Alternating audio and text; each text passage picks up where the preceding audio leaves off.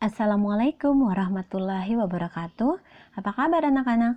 Semoga selalu sehat ya dan selalu dilindungi oleh Allah Subhanahu wa taala. Baik, kita buka pembelajaran hari ini dengan mengucapkan basmalah. Bismillahirrahmanirrahim.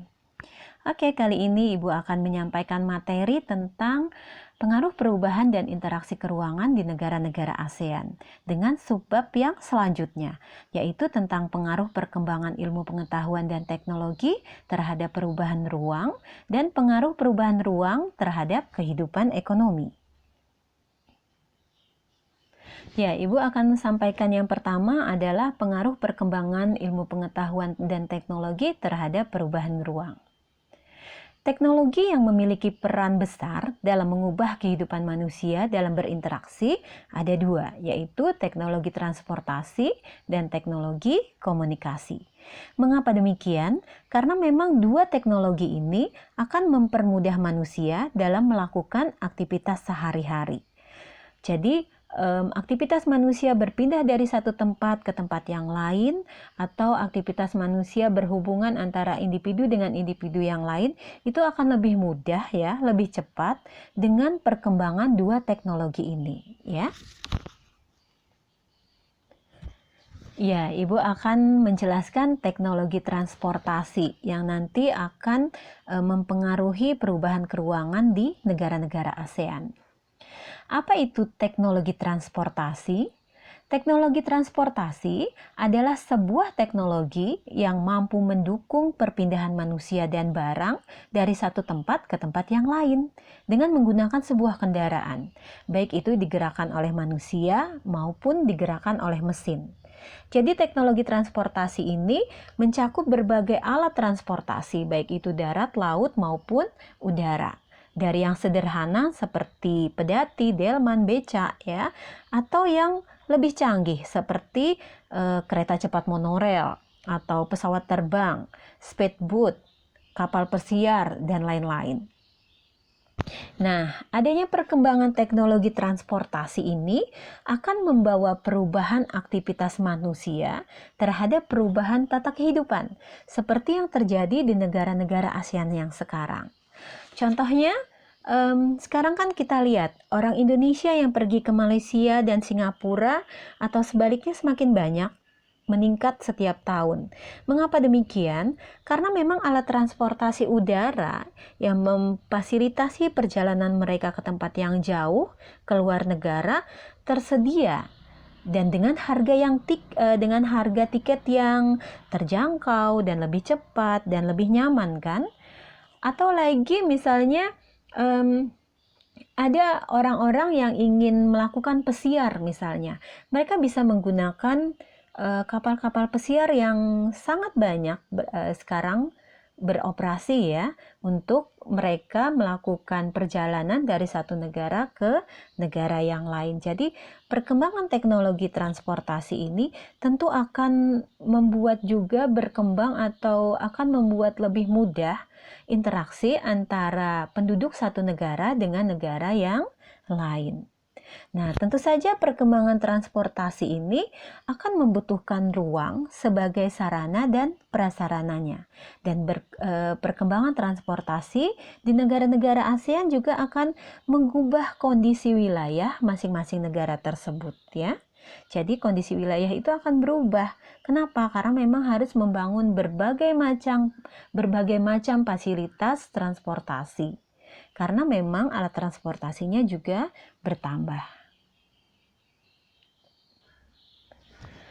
Nah, ini contoh perubahan ruang di kawasan ASEAN karena memang alat-alat transportasinya semakin berkembang. Contohnya, kalau di Jakarta ya, pembangunan jalur MRT.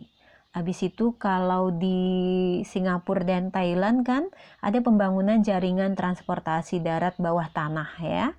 Habis itu lagi di Laos itu ada pembangunan bandara Luang Prabang dan pembangunan bandara Ninoy Aquino di Filipina.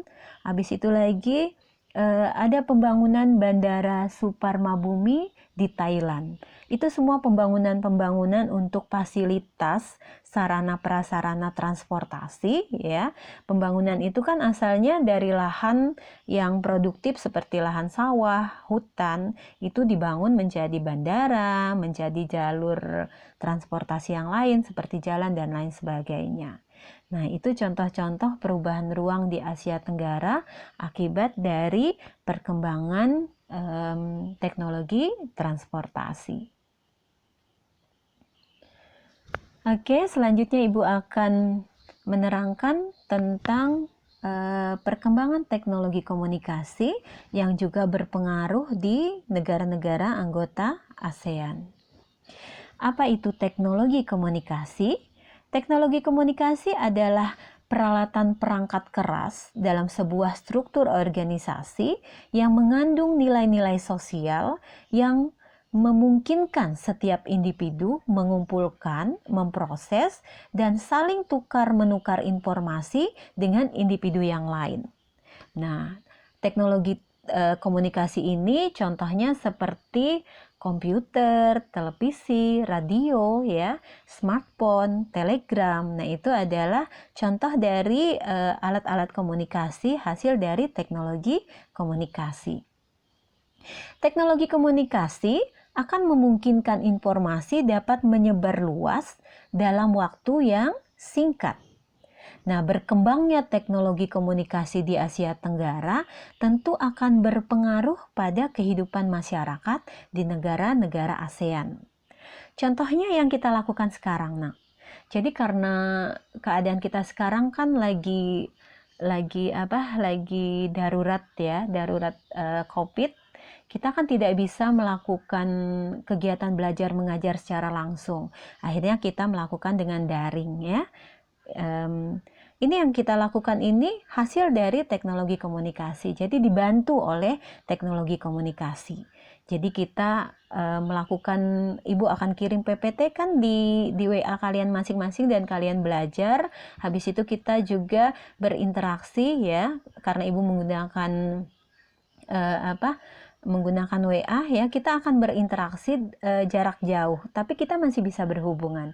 Ini adalah salah satu contoh bagaimana teknologi komunikasi membantu manusia melakukan hubungan antara yang satu dengan yang lain. Ini juga akan terjadi di belahan bumi yang lain di Asia Tenggara, karena pasti bisa dipastikan cara belajar yang dilakukan di Asia Tenggara sekarang, bahkan dunia sekarang, seperti kita sekarang ini. Mungkin lebih canggih dari kita sekarang. Ya.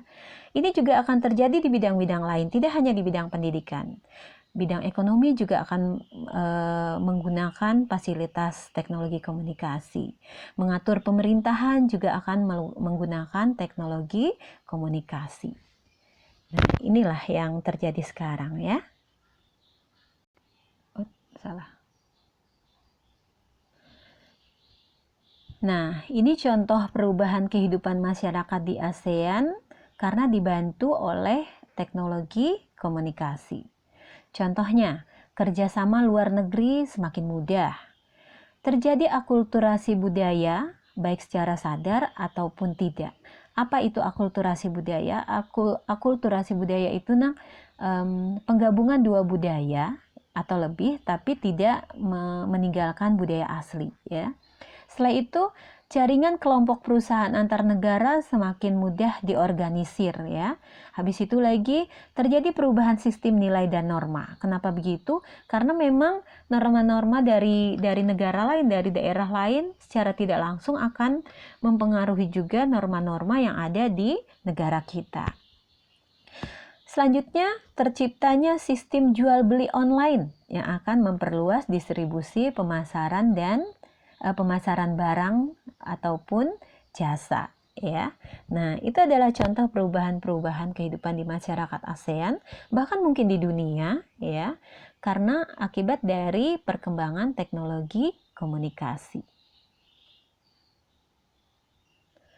Oke, selanjutnya Ibu akan menjelaskan tentang pengaruh perubahan ruang pada kehidupan ekonomi, terutama di kawasan ASEAN. Nah, untuk perubahan ekonomi ini, Ibu akan memfokuskan tentang APTA, ya. APTA itu adalah Perjanjian Perdagangan Bebas di kawasan ASEAN. Jadi negara-negara ASEAN tuh mulai menerapkan APTA dalam kehidupan internasionalnya. Nah, penerapan APTA ini sangat berpengaruh terhadap kehidupan ekonomi di negara-negara ASEAN.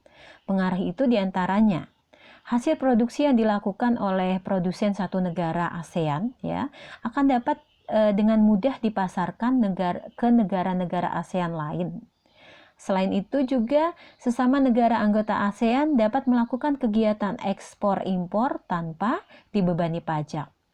Dan selanjutnya memungkinkan setiap masyarakat di negara-negara ASEAN dapat mengkonsumsi produk luar negeri dengan mudah.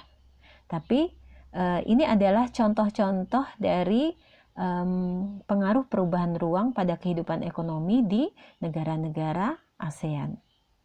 Demikian bahan dari Ibu. Semoga kalian paham. Kalau ada yang ditanyakan bisa tanyakan ke Ibu lewat chat WA ya. Oke, Ibu akhiri keterangan ini ya.